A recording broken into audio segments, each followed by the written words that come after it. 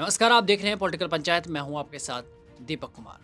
साध्वी प्रेमबाई साहब, एक नाम जो लोगों के जुबान पर था, एक नाम जिसने भक्ति की भावना जगाई, एक नाम जो लोगों को प्रेरणा देता था।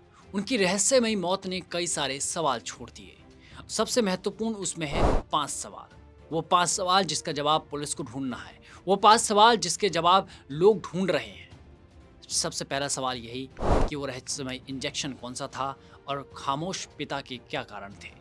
बताया जा रहा है कि आश्रम में साध्वी को इंजेक्शन लगाया गया था। सवाल ये है कि क्या वो इंजेक्शन गलत था? और यदि ऐसा था, तो पिता ने इंजेक्शन लगवाने वाले के खिलाफ अब तक कोई शिकायत क्यों नहीं दर्ज करवाई? क्यों वो मौन है? वो कौन-सी दवा थी, इस बारे में भी जाँच की जा रही है। एक बड़ा सवाल है कि आखिर कौन-सी दवाई दी गई, कितनी मात्रा में दी गई और इंजेक्शन लगाने वाला कौन था? दूसरा बड़ा सवाल ये है कि आखिर पोस्टमार्टम से इनकार क्यों किया गया? जब डॉक्टर ने शव को सरकारी मोर्चरी ले जाने के लिए एम्बुलेंस देने की पेशकश की, तो उस समय पिता ने क्यों ठुकरा दिया और खुद की कार से शव को आरती नगर आश्रम ले आए, जिसकी तस्वीरें भी सामने आई थी। पिता की ओर से पोस्टमार्टम और पुलिस रिपोर्ट को लेकर दिखाई गई अनिच्छा ने संदेह को और गहरा कर दिया है कि आखिर पोस्टमार्टम रिपोर्ट क्यों नहीं करवाया जा रहा था। ये एक गंभीर सवाल है, पुलिस के सामने भी और जनता के सामने भी। तीसरा बड़ा सवाल कि मौत के 4 घंटे बाद पोस्ट क्यों? क्योंकि सबसे बड़ा जो हैरान करने वाला पहलू है वो यही है कि साध्वी की मौत होती है, लोग दुखी थे, कई सवाल मन में थे। उसके बाद इंस्टाग्राम अकाउंट से उनकी मौत के करीब 4 घंटे बाद एक पोस्ट सामने आता है। इस पोस्ट में बात कही जाती है अंतिम सांस तक सनातन की, न्याय मिलने जैसे शब्दों की और अग्नि परीक्षा की, जो कहीं ना कहीं एक इशारा कर रहे थे आत्महत्या की ओर। अब सवाल ये था कि जब साध्वी की मौत हो चुकी थी, तो ये पोस्ट किसने की और किस मकसद से की? क्या वो बताना चाह रहा था? क्या उसका गूढ़ रहस्य था? और सबसे बड़ी बात, अग्नि परीक्षा का जिक्र, क्योंकि साध्वी की आखिरी सोशल मीडिया पोस्ट में जिक्र है कि उन्होंने महान संतों को अग्नि परीक्षा के लिए पत्र लिखा था। तो आखिर ऐसी क्या मजबूरी थी?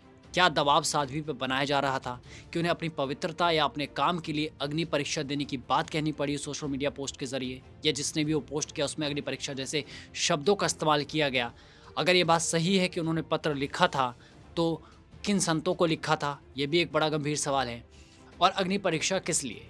क्योंकि जो वीडियो वायरल हुई थी उस पे साध्वी का एक बयान भी सामने आया था कि पिता पुत्री का रिश्ता है। तमाम संतों ने भी साध्वी का साथ दिया, लोगों ने भी इस बात को माना। तो आखिर साध्वी पे दबाव कौन बना रहा था? फिर एक और बात कि जीते जी नहीं तो मरने के बाद न्याय मिलेगा।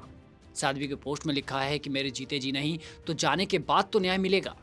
अब ये लाइन साफ बताती है कि वो किसी बड़े मानसिक दबाव या अन्याय से गुजर रही थी।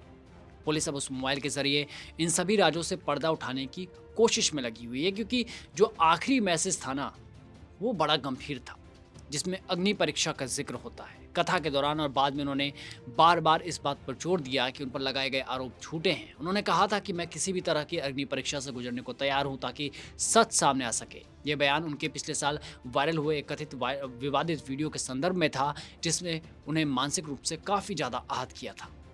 इसके बाद कहा गया कि सनातन धर्म के प्रति समर्पण। उन्होंने अपने अंतिम जो सोशल मीडिया पोस्ट में जो अंतिम बात है उसमें ये है कि मेरा सौभाग्य है कि मैंने सनातन धर्म में जन्म लिया और मेरी अंतिम श्वास भी सनातन के लिए ही होगी। दुनिया में सनातन से बड़ा कोई धर्म नहीं है।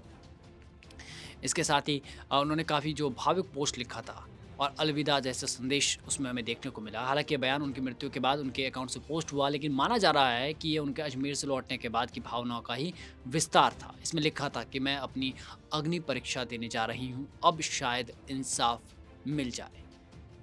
तो अब देखना होगा कि जब पुलिस की रिपोर्ट सामने आती है, जो विशेष टीम का गठन किया गया है, जिसके लिए एसीपी छवि शर्मा को कमान सौंपी गई है, और पोस्टमार्टम रिपोर्ट जब सामने आएगी, तो कौन सा सच सामने आता है और इन 5 सवालों के जवाब कैसे तय होंगे? ये एक बड़ा ही गंभीर सवाल है और इस पे अब सिर्फ जोधपुर, जैसलमेर या बाड़मेर की नहीं, बल्कि पूरे राजस्थान या यूँ कहें कि पूरे भारत की नज़र है। क्योंकि एक साध्वी की इस तरह से मृत्यु होना, आकस्मिक मृत्यु होना, जिसको लेकर हनुमान बेनीवाल ने भी कहा कि मामले की जाँच होनी चाहिए। आचार्य बाल मुकुंदाचार्य ने भी कहा कि मामले की जाँच होनी चाहिए। रविंद्र सिंह भाटी भी कह रहे हैं कि मामले की अच्छे से जाँच होनी चाहिए। तो देखना होगा कि जब तमाम रिपोर्ट सामने आती है तो क्या कुछ सच सामने आता है। नमस्कार।